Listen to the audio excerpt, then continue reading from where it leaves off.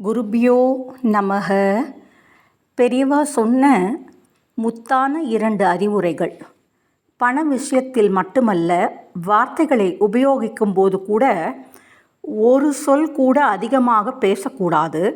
அளவாக கணக்காக பேச வேண்டும். அதனால் நமக்கும் சரி, நம் பேச்சை கேட்கிறவர்களுக்கும் சரி பொழுது மிச்சமாகும். வளவளவென்று பேசாமல் சுருக்கமாக பேச கற்றுக்கொண்டால் புத்தியில் ஒரு தீட்சண்யமும் வாக்கில் ஒரு பிரகாசமும் உண்டாகும்.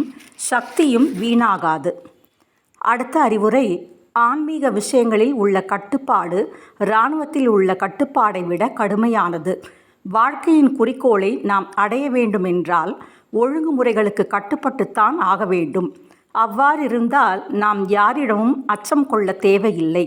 நம்முடைய வாழ்க்கை தூய்மை உலகோரின் மதிப்பையும் மரியாதையையும் பெற்றுத்தரும்.